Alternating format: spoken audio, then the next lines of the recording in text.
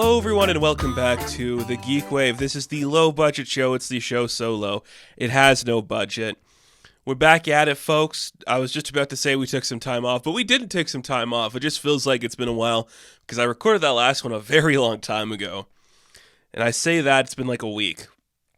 I don't know, been a weird couple of days. Just been busy, been packed, swamped full of other stuff to do. Sitting down to record the GeekWave. This might be one of my favorite news weeks we've ever get to talk about because everything is so interesting that we're going to be covering. And I don't know, I'm just kind of excited about like the state of movies at the moment. Shazam and Ant-Man aren't doing too good. Scream and Creed are doing great. 65 was really awesome. An Air Jordan movie's coming out. I just watched that pinball movie, which was really fun. And you know, Tetris is soon, so like, what else is there to do? Great time to be alive, if you ask me. A lot of good movies. We got some cool topics to talk about, including our big franchise versus apocalypse, where we take franchises, shove them into an apocalypse. It's exciting. We're having a good time. We have a couple of news pieces we need to talk about first, and a lot of big stuff here that's actually bigger than you might be expecting. This is all very important news because it kind of talks about like the current state of movies in particular, like the popular dogs at the moment that are at the park. It's kind of cool. So for starters, Quentin Tarantino. You guys familiar with this guy? You know him? You Tarantino fans out there? Probably. I'm sure the majority of my listeners and the majority of people who are like extravagant movie-going audiences love Quentin Tarantino. I'm not as like big fan as him as some people. I'm just not. I've never loved him like other people do. Tarantino has announced his 10th movie, which is kind of his 11th movie if you look at his entire career. Not even the 11th thing he directed or was a part of, so he's had a few other movies. But his next movie is aptly titled The Movie Critic. It's going to follow a movie critic during like the 70s era. Cool. They're saying female lead, so everyone's thinking, oh, it's going to be Pauline Kael. And I'm like, probably. He likes his alternative history. And I'm like, okay. I don't know. So when it came to Once Upon a Time in Hollywood, a movie that I really enjoy, I was never as like obsessed with it or think it's like a brilliant masterpiece as other people.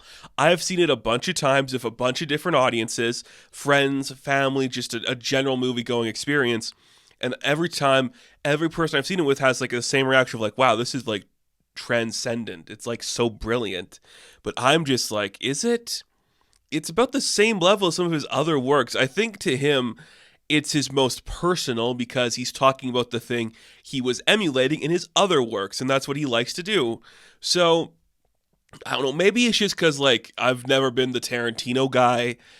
I don't get excited when I'm hearing Tarantino is going to do a movie talking about a movie critic. It seems a little too like a hat on a hat, where it's like, I'm one of the best filmmakers ever made. Only I can tell a story about the people that criticize movies. And if you're going to do that, you have to do it a couple of ways. One, are you going to actually, if it's based on Pauline like we're all thinking it is, are you going to have it where we're going to actually have clips of her reviewing and talking about these movies at length? Or is it going to be like an alternative history where it's going to be how Tarantino views these movies? It's going to be like him speaking through the critic, talking about the movies that he grew up watching and respecting. Either way, I'm not sure how I feel about this. It doesn't excite me.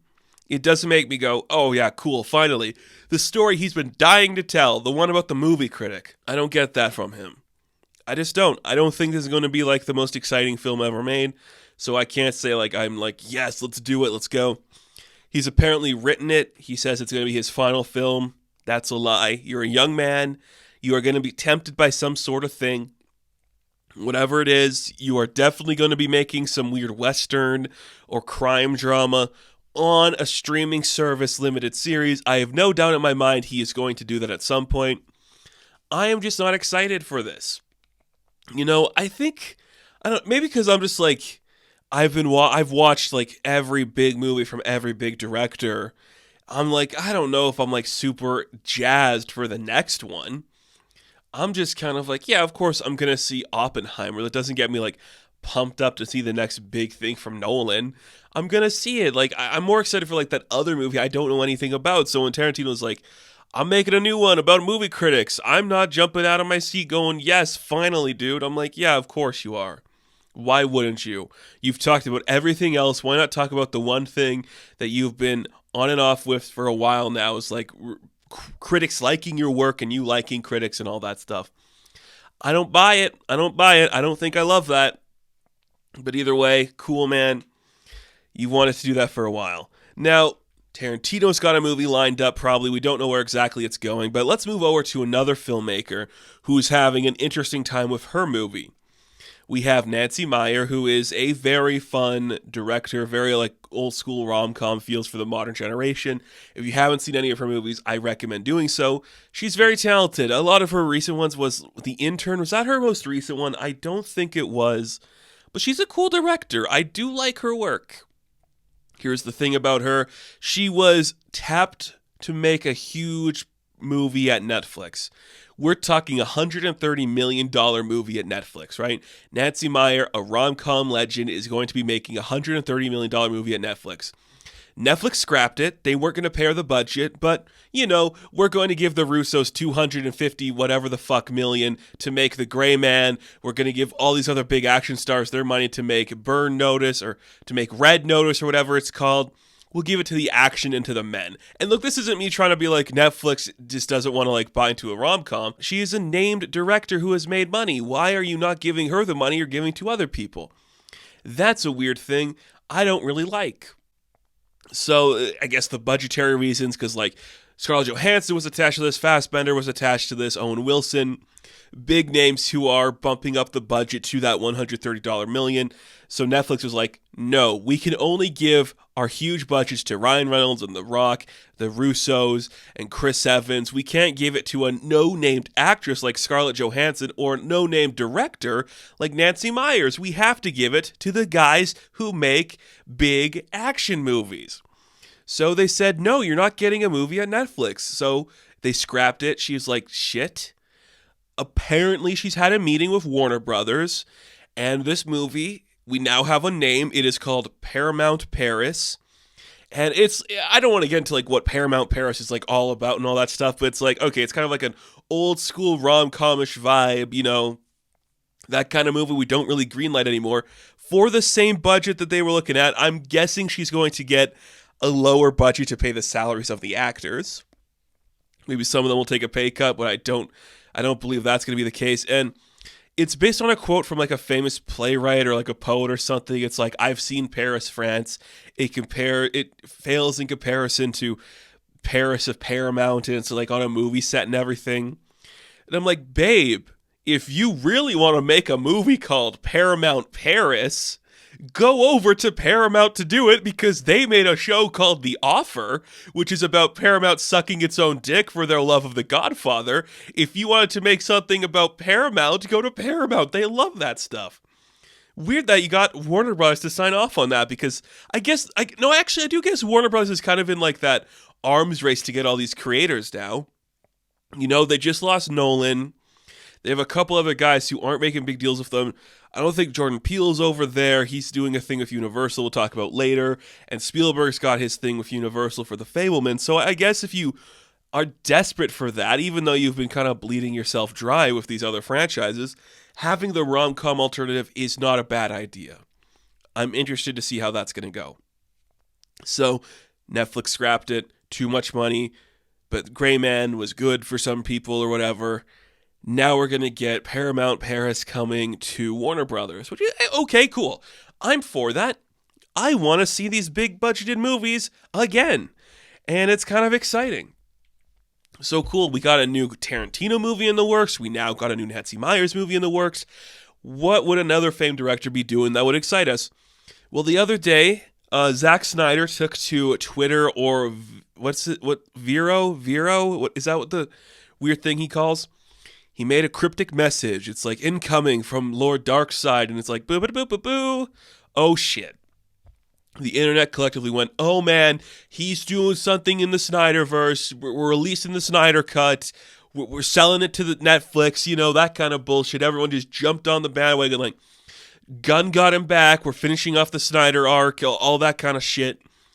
Actually, what happened was he was I'm going to be doing a screening of Man of Steel, BVS, and Justice League in the end of April. And everyone's like, okay, cool. Cool, right? Right? Is that cool? I don't like any of those movies too much. So obviously I'm not going to watch or pay money to see them again. But I do appreciate Snyder understanding there are people out there interested in this. I do think he has come around a lot on this franchise.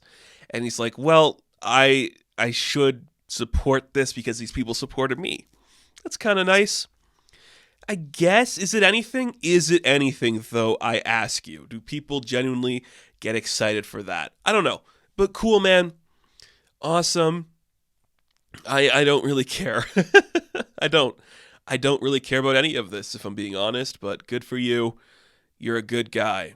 I support you a lot. I'm very excited for Rebel Moon. We'll talk about Rebel Moon when that movie comes out. I'll probably talk more about Snyder leading up to Rebel Moon. I don't know, man. Here's the thing. Okay. I do want to touch on this now because we are leading up to Rebel Moon. Do you think this movie's going to be subtle in any way? Now, I know Snyder has said Rebel Moon is going to be his Star Wars. It's like it's a big empire thing. There's clearly like evil people destroying this moon. Do you think this movie's going to have any subtlety? Is everything going to be so obvious and on the nose that the bros who have been obsessed with him for years were like, this is how you do it, and all that Star Wars hokey bullshit where it's like Andor's just been like, coding you in some secret message about propaganda. Do you think that's going to be the case, or are people going to be like, wow, dude, you really made it obvious who's the bad guy and who's the hero? It is black and white. It is just so obvious. I hope it's either of those things because I want to see Snyder make something that's clearly a good guy being a bad guy or a bad guy and good guy thing, or just nothing at all. I can't wait to see that. I do think there's a possibility this is going to be one of the most on-the-nose movies out there. Cool. That's cool. But moving away from that again, we do go back to the world of Netflix, surprisingly. I guess they just don't want to give female directors a chance. Netflix? But Guillermo del Toro is still looking at what he's going to do next after his Pinocchio movie. He has set up like he's going to be working on another stop motion project over here. There's a potential for his next live action movie to be a Netflix movie or a Netflix retelling of the story of Frankenstein. Of course, that's the case. I have never seen a man so obviously obsessed with that genre of classic horror, classic stories than Guillermo del Toro. Now, I will watch anything that man does. I think he's a sweetheart and a cute little boy. I love him to death. But here's what excites me about his potential Frankenstein movie. Andrew Garfield maybe as the Dr. Frankenstein. You're like, okay, Andrew Garfield and him, that's an interesting combination. Maya Goth as the love interest. I'm like, dude, I'll watch Maya Goth do anything. She is a sweet soul and a crazy person. Some of the most insane performance work I have seen in a long time comes from her. And Oscar Isaac. Now, they didn't specify what Oscar Isaac's role could be, but could you imagine the internet seeing Oscar Isaac, Andrew Garfield, and Maya Goth all on screen together in some capacity from a Del Toro picture? That's a lot of hotties. A lot of hotties. I think that'd be really cool to see. That might be the hottest movie ever made. Sexy people making a hot movie about reanimating a corpse. What more do you want? Genuinely like that a lot. I think that's going to be a really cool thing to see. Now, switching away from there because we just kind of have to. Guess what, folks? Guess what? It's official. James Gunn is directing the Superman movie. We kind of knew this already. I don't want to spend too much time on it. It makes a lot of sense. Of course, he was going to. Cool. I'm excited to see how that's going to go. Good director, has a clear vision. He's not always that quippy, whippy, blah, blah, blah stuff. He's got some heart to him. Not saying Superman can't have that quippy, whippy, who, blah, blah stuff. But it's a different type of hoopla blah than what you see from Guardians or Suicide Squad. I think it's really cool. I think it's really exciting. Kind of fun. Can't wait to see what he's going to do. Super excited to see the cast leading up to that movie because I just know we're going to have some really cute unknown pull up. I'm more excited to see what they're going to do for Clark than they are for Superman because I know how Superman's going to go. We're going to get like a stoic guy to look tough and big and intense, but when you get a little guy to play Clark, he's a little goofy, a little bit shy. That's when you know you found the right actor, so that's going to be really fun to see. And let's move away from there because before I was recording this, there was a couple of pieces of news that broke that I think are very interesting. And a couple things, I don't know how much time I want to dwell on them, but I think we might have to. So the first one is Jordan Peele has set up a new movie to release next year. This time, next year is not when the movie comes out. I don't know why I was like, next year at Christmas time is what I meant to say. Jordan Peele's fourth movie? Is it his fourth now? Get Out, Us, Nope. Yes, his fourth one will be releasing Christmas Day 2024. A few days after the release of Avatar 3 and Sonic the Hedgehog 3. Now, I'm going to guess two of those movies might move later or earlier, so I don't want to say when a good time for Peele to release his movie is, but from what we've seen this year, so looking at this year, if I were Jordan Peele, I would say maybe move it to March of 2025. But don't they have a Fantastic Four movie coming out around that time too in 2025? Look, I think Sonic will be fine where it's at. That's a good alternative to the Avatar stuff.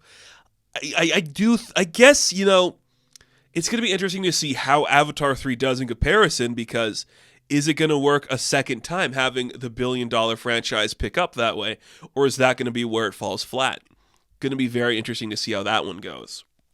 Could see it going either way.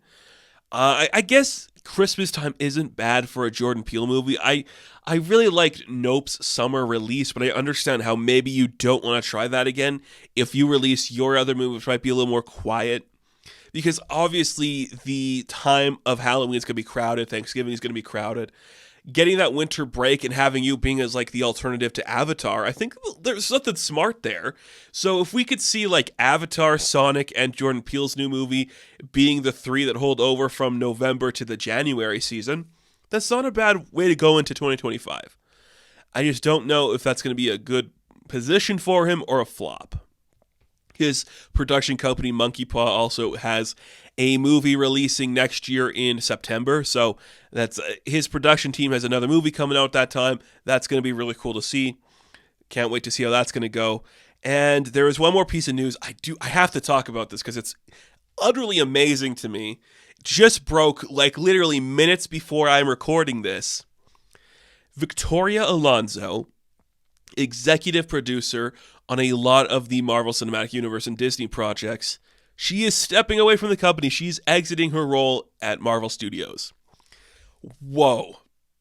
Okay, I think this is major, and I don't want to get too speculative tinfoil hat with everything, but there's so much to think about with this. This is one of the biggest departures from the company on that type of scale. We have it yes, directors have quit, directors have left working with them, but this is just a bigger scale. She is a producer that's been there from the early days, 17 years with the company. She has been working at that part of the thing. She has produced some of the movies, I would say the majority to most all of them. She has been there for so long. I am just genuinely curious how this is going to go. There's a bunch of things about this that kind of just not worry me, but just get me I don't know how this is going to go. She is a major female producer in the industry, producing some billion-dollar properties, and she's stepping away. It worries me a lot because it's okay, was she the factor that was making some of these things work, or what component was she really playing in this machine? Now, I don't want to be an asshole about everything, but you could see this going a couple of ways. Was she the scapegoat? It's our machine wasn't working right because of what Victoria was allowing us to produce and forcing us to put into this specific motion. And now because of that, her exiting, we're shuffling a bunch of our TV shows around. We're making them go slower in production. We're getting things right. Or is she I am trying to do this the right way, nobody is letting that happen, so I do not want to keep playing this game. There are probably a bunch of reasons why. She's been at the company for 17 years. Maybe you want to do something new. I could see this kind of being this is a culling at the Marvel studio department. Look, okay, again, I don't want to be too speculative on this because I don't know all the facts, but I have been thinking for a long time, maybe Kevin Feige wants to take that bigger step, and part of that is making the Marvel department smaller. So maybe he wants to find some new creative control for the Marvel thing so he could step up and take over the role as like the actual head of the Disney Corporation. Again, I don't know if that's going to happen. It'd be silly if it did, but he's also recently, in the past couple of years, I think with Hawkeye being the first project, he has kind of taken over the role of producer now. He's like solely producing things. Like that's officially like one of his titles now. Not the head of the studio. He's a sole producer. Is he pushing out some of the other people so he can have more creative control? I don't want to make him the bad guy here. There's obviously a lot of stuff we don't know.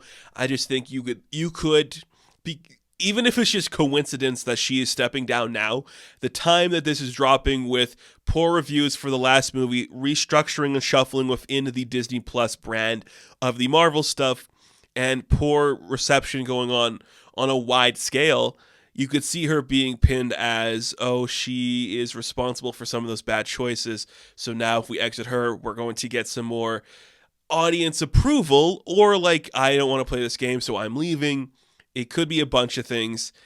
It's very fascinating. Like I honestly solely think the next couple of months for Marvel Studios are going to be some of the most interesting things we're going to see from this company. Because once we see Guardians 3 is done and it's well received, that might be the last bastion of hope for the Marvel Cinematic Universe. James Gunn delivered a fantastic finale to his arc. He's going to do Superman next. And then we see, okay, when's the next show dropping? We don't know. Fuck, that sucks. That's all very interesting. I don't know how any of this is going to go. I hope we learn more about what she was doing and why she stepped down. If we don't, I get it. Fascinating to see where this is going to go. I am genuinely curious at this news. Very interesting. Very interesting. But we're going to take a quick break, and when we come back, we're going to dive deeper into the world of apocalypse franchising because I had no other topic to talk about, really.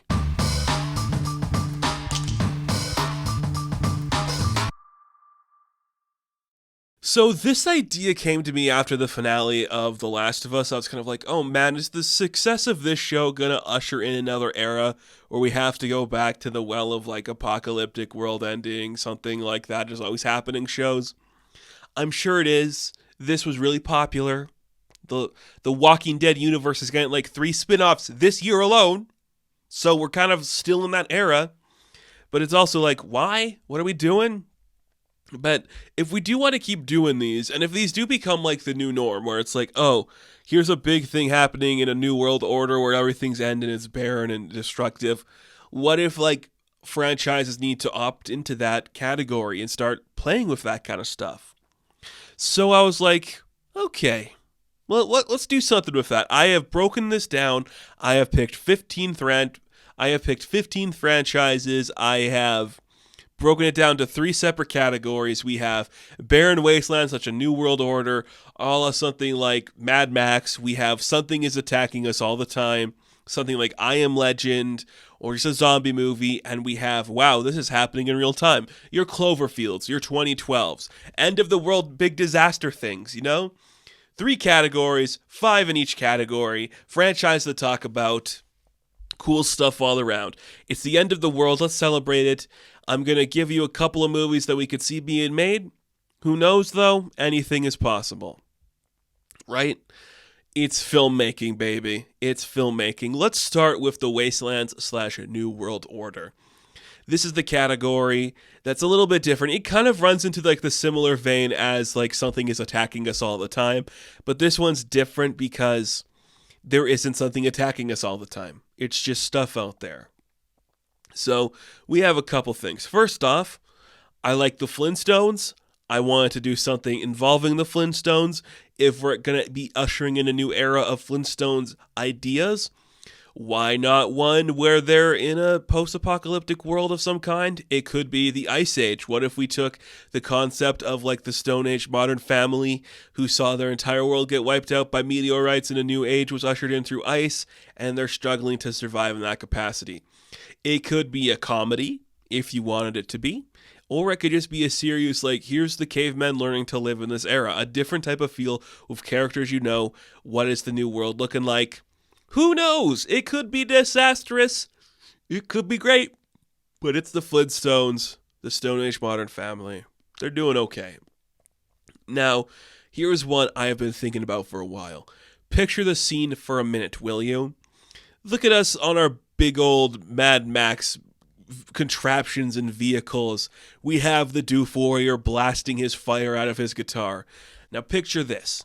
The same premise for Mad Max, but instead of villains and humans of disgusting nature being the enemies, what if it was just a bunch of Muppets? What if instead of the Doof Warrior blasting his guitar, it was Animal bashing on his drums on the electric mayhem vehicle? They're all chasing. In my perfect world for this movie, the one human in this Muppet Fury Road movie would be the Mad Max character, and then all of the other characters are just different ideas of Muppets and like different contraptions the Muppets are building to use stuff. You have the electric mayhem vehicle. You could have Gonzo having one of like a big cannonball he shoots out of to latch onto the person.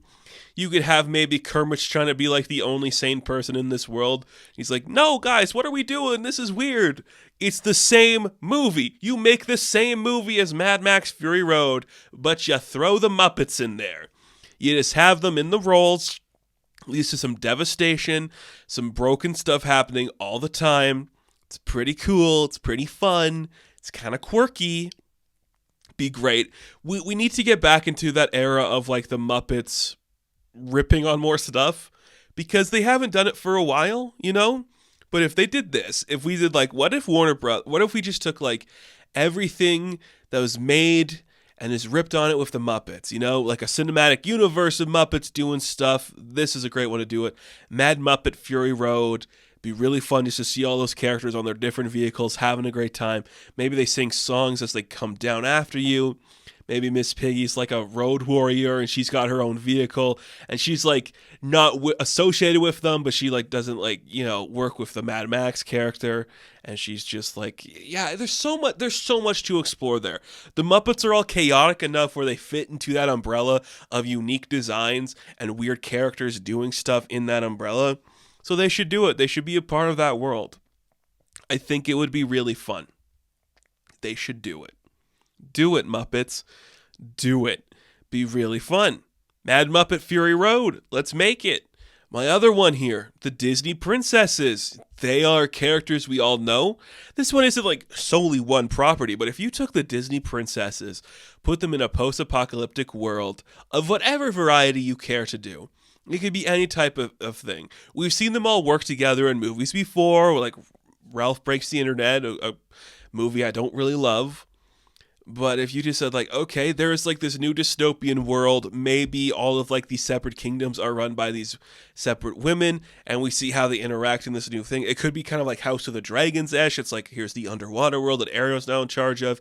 Here's the like makeshift ice castle that Elsa's a part of. Just have these women come together in a dystopian world where they have to protect their people from whatever evils lurked and destroyed the rest of mankind. And it'd be, you could even do it like just separately, like Once Upon a Time adjacent, where it's not like really the Disney characters, but we know who they are enough to know what we're doing here. Or it could just be simple, you know? Here it is. Here's just like us ripping on The Last of Us, but instead of like Joel and Ellie, you know, it's Anna and Elsa. It's just like Snow White and one of the dwarves or something. Could be like that. Might be fun. Might be something to explore. Or, you know, how about this one? Seinfeld, but it's the end of times. Stupid, I know. Just imagine it for a minute. Picture like Y2K actually wiped everything out. The world went into chaos. We were destroyed. Destruction all around us. Like an end of times thing happened right at the end of Seinfeld. They continued on after the events, and it's just Jerry Seinfeld, and it's his entire world, and it's like, man, you can't get any good seeds anymore to grow stuff because of all this like radioactive waste, and he's just having to freak out like that. And George is like, I was approached by this rebel lady, but I don't know if I believe in her cause or something like that. Or, Kramer's just like, it's something with Newman. I don't know what it is. He just turning into a mutant. That kind of just stupid shit. It's an SNL skit for sure, but there's something there, It's kind of funny, even if it's not just like Seinfeld. But that trope, the sitcom trope in the post-apocalyptic world, there's something funny to explore with that. It's not something we see a bunch of, but it does work, and it is something that we have played with. There's something there, at least. There's something there that is worth experiencing, worth having fun with. Now, this is something that has been made into an SNL sketch, but I'm changing it up a little bit. We saw them do The Last of Us, but it's Mario. Here's mine, The Last of Us, but it's Looney Tunes. That could be fun. What would the threat be that instead of like fungus, it turns them into, I don't know, maybe gossamer or whatever that is, something else, just like a Martian thing, something gross. Turns them into something stupid. You could easily just have like Bugs and Daffy be like the Joel and Tommy role. You can find, just one of them have like a kid. I don't remember. Porky, I guess, could be your Ellie or something. You could just have like it works to that narrative. You could have Wile E. Coyote just be like, a scary guy coming around hunting people, that kind of thing. There's something fun there. We desperately need the Looney Tunes to be reinvigorated in today's climate. It's the same thing as I just said with the Muppets. If you want to reinvent these characters, rip on the things that you can. If you want to do Muppet Mad Max, do it. Looney Tunes Last of Us, The Loons of Us or something. That's a stupid way to put it. The Last of Tunes or something. I don't know. There's something to do there. It's kind of cute, kind of stupid, but worth exploring. And that's our wastelands. The barren wastelands. The Flintstones, the Muppets, the Princesses, the Seinfelds, and the Looney Tunes. What are they going to do? But guess what? That's not all, because something is attacking us all the time. What could it be? I like this category a lot. I had a lot of fun with this one. It gave me a lot of cool ideas, like the Universal Monsters, a group of characters that Universal wants to do something with. They don't know how to do it. Well, here's an easy way to do it. It's set in some unknown time, the future, the present, the past, you name it. The only characters that we know are left alive are people like Frankenstein, the Wolfman, the Invisible Man, the Creature, the Bride, the Hunchback if you want, the Phantom if you want, those types of characters, the Mummy, those characters, and Dracula. But here's the thing, Dracula is evil, and he has turned the world into vampires, but these special people, these powerful characters with their own problems going on. They can't be turned into vampires. So maybe they find, I've always said like you could find a hero in some of these characters that have traditionally been the villain. You could easily pick somebody from that category and make them like a lead. They find like the last bastion of humanity, and now they're like, we have to protect you and save you from the vampires. And then if you just want to see like the Wolfman team up with Frankenstein and the Bride as they fight a horde of vampires, that's how you do it. You check every box. Universal. It's that easy. Or change it up. It could be Dracula's a good guy and he has to fight werewolves. It could be that maybe they have to fight the undead army raised by the Mummy or something like that. It could be zombies created by Dr. Frankenstein, and we see that the monster and the Bride have to team up and get all these other heroes together in order to stop this horde. It's that easy. You just make one of them the villain and the other one's the hero. It's that easy, Universal. I don't know what the fuck you're doing. I could write this movie in a year. I'll do it, though. Universal, I'll do it. I'll also do this one. I don't know who owns the rights to this one currently. You know what movie I really like? And a movie I'm waiting. I am waiting for this franchise to get that big revival that they've been talking about forever. The Warriors. A bunch of cool characters trying to get back to their home, and they all have distinctive costumes and outfits. Well, what if they had to fight zombies? New York is infested with disease and these characters. They have to get to their home in Coney Island because it's going to be safe there. There's like a protection there. The Warriors, same movie, basically. But maybe the other gangs are infected as zombies and they have to fight through it. Or it's like in the future and the Warriors are like a group of like heroes within the zombie world that are seeking protection, you know? That kind of thing. It's easy. I mean, it's so simple just to do the Warrior story again because you could easily do that. But what if they had to fight something more supernatural? Oh my god, it's zombies. Pretty cool. Here's a good one too. We talked about the Flintstones. They're stuck in the Ice Age. Well, what if we did like a twisted little like, takedown of society? We're just like, this is what society's come to, man. And it's the Jetsons versus evil AI technology. What if sometime in the future, humanity got so reliant on technology and artificial intelligence to do everything for them? Create photos, create artwork, just create creation. That now humanity is overrun with the artificial intelligences that are doing everything for them, that they no longer believe humanity is worthy of existing. It's a look at society, man. We're too reliant on technology, man. But what if the Jetsons, man, they had to like deal with this stuff because they have like a grandmother maid robot who's like, this is weird. Look what you people have done. The future sucks. I hate all of this. You're so reliant on technology that you ruined your own life.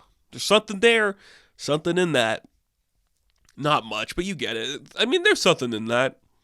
I just like Hanna-Barbera stuff, and I am jonesing for the Flintstones and Jetsons to get that big push again.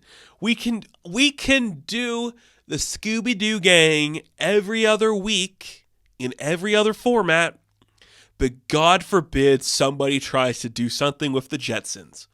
God forbid. They are a takedown of society, so if they have to fight, what's the Chat GPT or whatever it's called? If they have to fight that, God forbid, right? I don't know. Here's a fun one. It's kind of exciting. The world is overrun with something. It's attacking us all the time. Well, what if Jumba, is his name Jumba? Yeah. What if Jumba didn't just create 626 experiments? What if he created millions and they all came to Earth and started overpopulating the Earth, and Earth was overrun with the experiments of Jumba, and Lilo and Stitch had to like live in like this destructive world where all of these things just kept happening. These experiments just showed up and have taken over the world. Various sizes, various places across Earth, just things you couldn't control. Stitch is like one of the only good ones, Is that anything? I just thought it'd be cool to have like a monster one, like with a bunch of like kid themed stuff. Like, oh man, we can't even leave our house without all these things happening. What are we gonna do?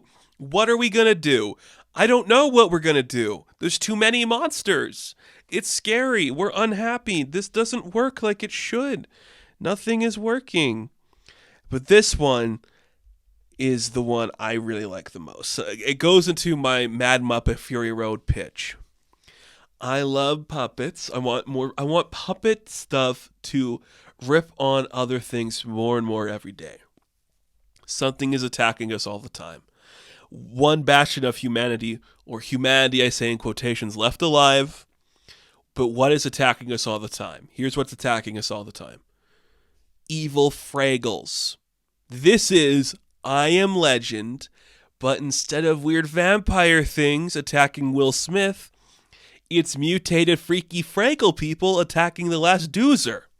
It could be Cotterpin. If you want to be Cotterpin, I would choose Cotterpin. You could call it I Am Cotterpin. And it's just, oh my god, these Fraggles are not just lazy anymore. They're bloodthirsty. They are hungry. They are scary. Maybe it could be that dark and twisted, or it could be as simple as, oh shit, I'm the last honest worker in this Fraggle Rock community, and everyone is trying to convert me across the world and doing in this destructive thing where I just have to sit back and relax and I'm no longer a doozer. It could be that. Or if you want to get weird with the I Am Legend thing, the plot of I Am Legend, specifically the plot, but instead of Will Smith, it's just Traveling Uncle Matt. That's it. The same movie, but it's him. And he's like, oh shit, I gotta get back to the Fraggle world. Humanity just fell apart in front of me. Wouldn't that be epic as fuck? Wouldn't that be? Oh my god, I love the Fraggles. I love the Fraggles so much, and I just want to see them do something crazy, something stupid. They're not really like the parody one as compared to like Sesame Street or the Muppets, but you could do something with the Fraggles if you really wanted to, and I really want to. So maybe we should. Maybe we should. Who knows? Now, one more category to go. This one is, wow, this is happening in real time. It's a disaster movie. This one was kind of fun. I wanted to find something crazy. This one is a more darker category because you kind of have to like be in the moment as it is happening. So while there's some children's themes in these stories, they are very much dark pieces of literature that we're exploring. Like, we saw the dawn, we saw the rise, we saw the war, we're going to see the kingdom. What about the end of the Planet of the Apes? We follow in real time the deconstruction, the devastation, the breaking point of the Planet of the Apes universe. We're seeing them fall in real time. Not just politically. Maybe there's a huge war that kills them all, not just between the humans and the apes, but between apes themselves. Maybe we just see they've become so technologically advanced they kill themselves. It's about society, man. We're just doomed to fail, man, you know? That's kind of sick. It's kind of sick. Just saying. Or maybe this. I love a good found footage movie. I think Cloverfield was really inventive when it came out. What about that? But it's a Sharknado, right? We're not just following like our hero Finn Shepard being a Sharknado killer. What if we were just watching this random group of people? They're at a party one day and suddenly they're looking out the balcony. There's a big tornado forming and they're like, oh shit, it just sucked up the ocean. It's picked up some Sharknados. We're filming this on our iPhone and on our GoPros and on our Huaweis. And then boom, boom, boom, we're running through the city as a Sharknado attacks. People all around us are getting eaten by Sharknados. Wouldn't that be cool? That'd be freaking dope. You tell me that wouldn't be worth seeing. You can't, because you know I'm right. That would be the coolest thing to ever happen to film. And again, just like the Universal Monsters pitch, if you're listening, whoever owns the Sharknado rights, I am willing to write this script tomorrow, take a year to finish it, and we can be filming by 2025. If you really want to do this. I know you do. We could do it. Just saying. You know what else would be really cool that we could do? The Land Before Times, but it dies. This is where I'm like, oh God, what am I doing with my life? When I'm sitting here telling you The Land Before Times, but everyone dies in the end. Oh boy. Wouldn't that be good though?